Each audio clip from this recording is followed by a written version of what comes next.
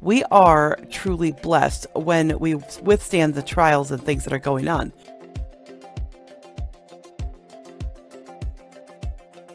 So here we are back in the book of James. Now, one of the things I want to encourage you to do, even if you're following along with me, don't think that you only have to stick to the passages that I'm reading. There is so much in James. I could actually read the whole book probably every single day if I wanted to really deep dive and just focus on little things. But what the purpose of this channel is to kind of simplify the basics in each passage and not get too overwhelming with giving you multiple concepts on a single day. So when we're looking at James, it is a little bit difficult because either we have to do larger passages because James does kind of string everything together. Like, there's just connections at every point in James. So finding those natural breaks is a little bit difficult. So today we're starting in James 1 verse 12, and let's take a look at the passage. That's the easiest way to kind of start in on this. So let's take a look at James 1 verse 12, and we're going to go through verse 15. So we're only going to do a few short verses, and then we're going to unpack some of this, apply this to daily life, and go from there. All right, let's start out. Blessed is the man who remains steadfast under trial, for when he has stood the test, he will receive the crown of life, which God has promised to those who love him. Let no one say, when he is tempted, I am being tempted by God. For God cannot be tempted with evil, and he himself tempts no one. But each person is tempted when he is lured and enticed by his own desire. Then desire, when it has conceived, gives birth to sin, and sin, when it is fully grown, brings forth death. Now, Paul, that just unpacks. There's so many things in this passage that we can talk about. And I would like to probably start out with, at the very top, it does give us an exhortation. And it starts off with the idea that we are truly blessed when we withstand the trials and things that are going on. So if you look at verse 12 there, it says, blessed is the man who remains steadfast under trial. For when he has stood the test, he will receive the crown of life which God has promised to those who love him. So let's unpack that a little bit. So first of all, blessed is the man who does this. Like, this is like something that's a blessing that we're going to receive.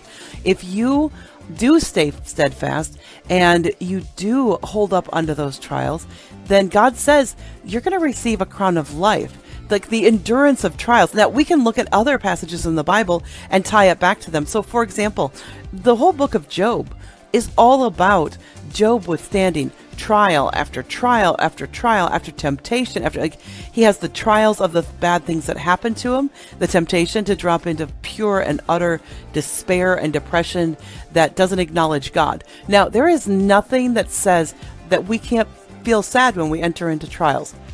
Even in Job, it says we can be sad, we can be upset, but that sadness and upset should be pointing us towards God or drawing us closer to God, not pushing us away, not adding bitterness to our lives so that we are pushed away from the things that we really, really want to do. So it says that we're going to receive a crown of life if we withstand these trials. And that's a promise from God. That's a lot. So why does it say that? Well, because verse 13 is going to go into a little bit more detail on this. So let's take a look at verse 13. So verse 13 talks about the fact that let no one say when he is tempted, I am being tempted by God. Now that is super powerful. And one of the reasons that is so super powerful is because so many people blame the things in their life that are going wrong on God. Like, we've heard the phrase, why do bad things happen to good people? Well, that's not based in scripture. Let's start with that. We'll unpack that at a different time. But the reality is people blame God. They're like, well, God, why don't you fix this? Why don't you fix this problem? Why don't you solve this for me? And why don't you? Because God isn't the one that's tempting us with evil. In fact, it says, let no man say when he is tempted, I am tempted of God, for God cannot be tempted with evil. And he himself tempts no one. If God can't even be tempted, how would he even know how to tempt you? See, that's something that comes from Satan. That's something that comes from the devil and from the darkness and from the spiritual wickedness in high places. Those temptations that are put in front of us, they don't come from God. Now, there are trials that God allows us to go through so that he can work things out in us. So he can work out our patience, as we saw through in the beginning of the chapter in verses 1 through 11. But, no. It's like, he says, when you fall into various trials, if you remember in verse 2, know that the testing of your faith produces steadfastness. But if you remember, it says right here, God's not the one who's putting them temptations there. He's just taking those temptations that Satan has put in front of us, and he's trying to turn them into something that's for our benefit. So it's not God that puts the temptation there, and it's not God that puts the temptation there, nor is it God that actually tempts us. What God does is he's there with us in the temptation and tries to take that temptation and turn it into something for his glory. We have the phrase in our culture that says, when life hands you lemons, make lemonade. Well, these temptations that Satan is giving us and these trials and everything that Satan and his forces are putting us through, that's an opportunity for God to take those lemons, or take that lemon of trial and temptation that Satan is putting on us, and turn them into lemonade. Because it says here in verse 13, let no man say when he is tempted, I am tempted of God. God can't be tempted with evil, and he himself doesn't tempt anyone. But each person, each person, that's starting to put some responsibility on us in verse 14 here. Each person is tempted when he is lured and enticed. This has the imagery back in the garden when Eve was lured and enticed by the serpent, by Satan in the garden. It's each person is tempted when he is lured and enticed by his own desires. Well, what this tells us is that we have a responsibility to push down our desires. Like, I'm not going to lie. I'm an overweight person. I'm not going to pretend that. There are temptations and desires.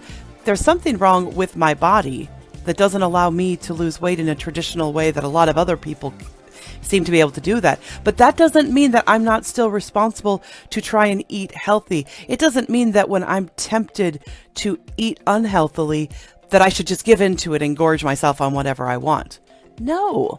It's when we're drawn away by our own desires and our own lusts. And for each person, that's actually different. We each have our own things that pull us away.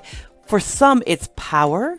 For some, it's the control. For some, it's overeating. For some, it is making bad choices in like sexual deviations. For some people, it's anger. For some people, it's bitterness. All of us have, and I actually believe that every single person is born with a proclivity to a particular struggle that they're going to struggle with. But it's not the same for everyone. But what we can see in James here is James says, but every single temptation is the same, in that it is all about when we give in to our own lusts and our own desires, and we're drawn away. We're drawn away from God. So what that tells us is that when we are sticking close to God, and the closer we are to God, the harder it is for Satan to reach us with temptation.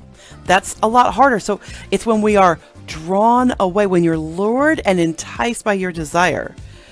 And James warns us, he says, look, this is a really dangerous thing. It's a slippery slope.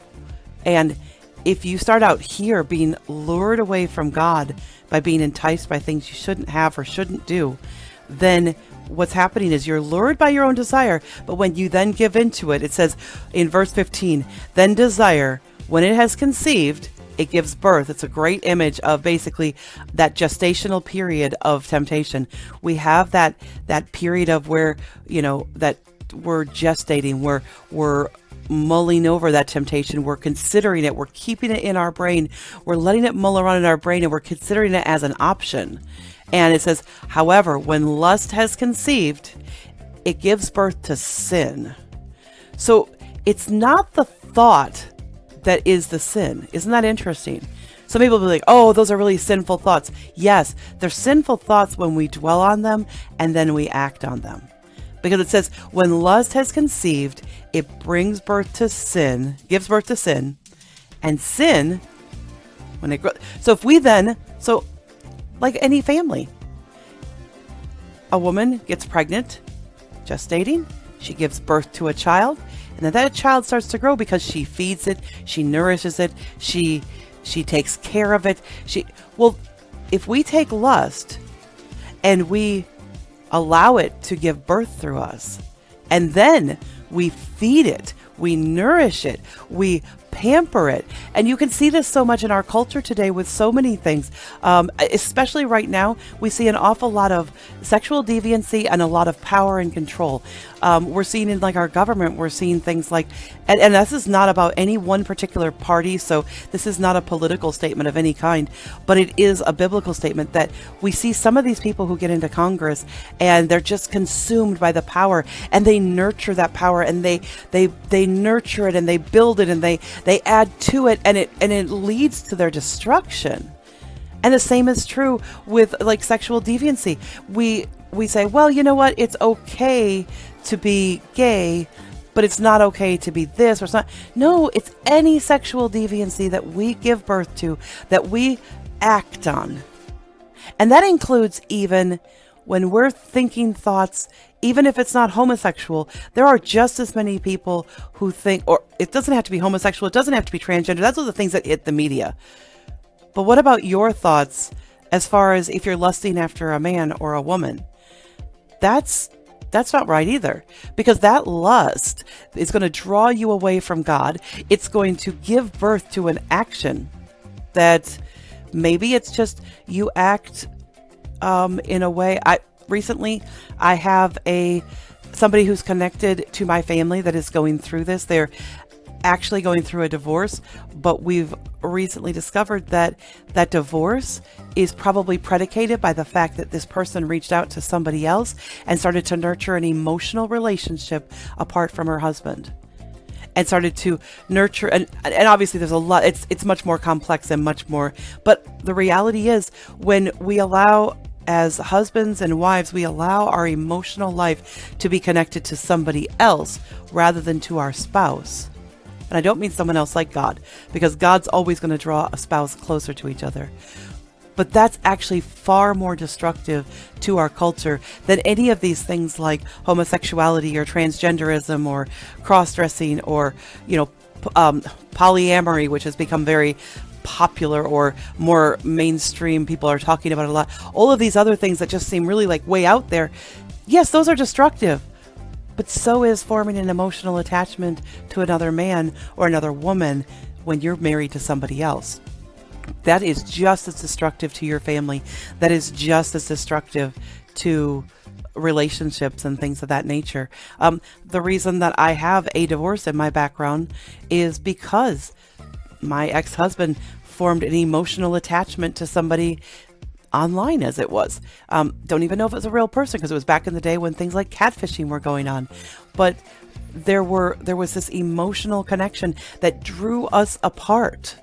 I wasn't aware of it until everything kind of came out and exploded. But the point is, that is so destructive to marriages. We have to guard our hearts, because when desire has conceived, it gives birth to sin. But here's the thing. Then when we nurture sin, when we let that sin grow up and we let it become a full-grown adult sin, and I don't mean adult in the type of sin, but I mean a full-grown, completely have control of our life, it actually brings forth death.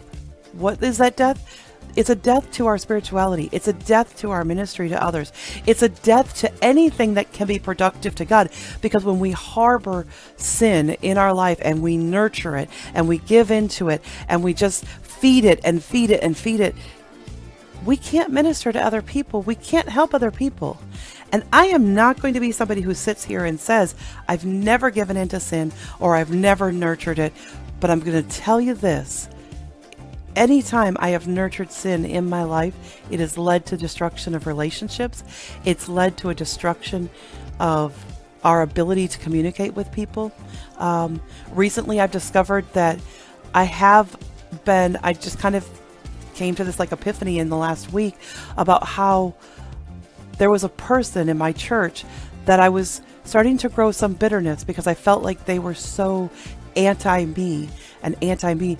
And I was so focused on me. That's pride. When I nurture that pride and say, oh, and that bitterness and say, oh, I don't want to, oh, that person has it in for me, or that person is, that breaks that relationship, that breaks that possibility. And then just over a week ago, I actually saw something in them that I realized was it grieved my soul to see some pain they were going through.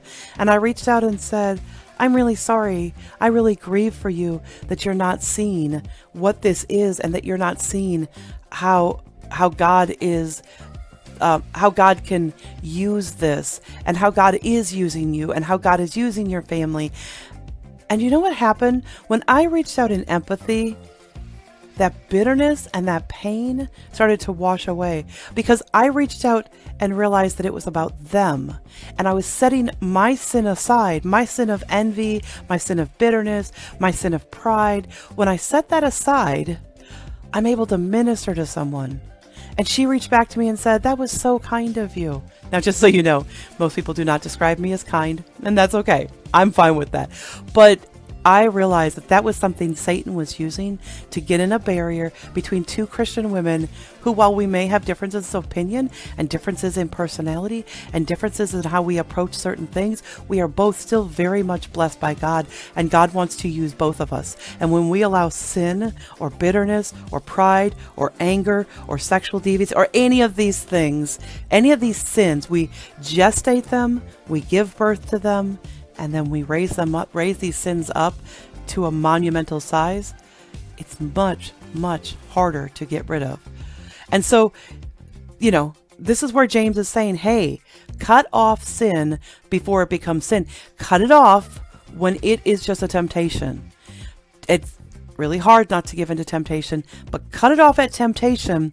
Then you don't have to worry about giving forth to sin or raising sin that produces death. Death in your relationships, death in your ministry, death in any effectiveness that you can have for God. So that's James 12 through 15 today. And muse on that. Give me your thoughts. If you see something in this passage that I haven't covered, or God revealed something to you about you, feel free to drop it in the comments below. Also, you can always email me at Kimberly@tamthomes.com, and I will put that email down below. If you have something more personal that you don't feel should go in the comments, that's absolutely fine. I realize that when you're talking about the Bible and you're talking about temptation and sin, sometimes people don't necessarily want to make that transparent to the whole world. And that's understandable, because that can be an unsafe place. But if you need some help, then definitely shoot me an email at Kimberly@tamthomes.com, and let me know where you are, and let me know if you need some help, because I can connect you to resources in your community that can help you grow in your faith with God. So until next time, thank you so much for joining me at the Simplified Bible. Bye for now.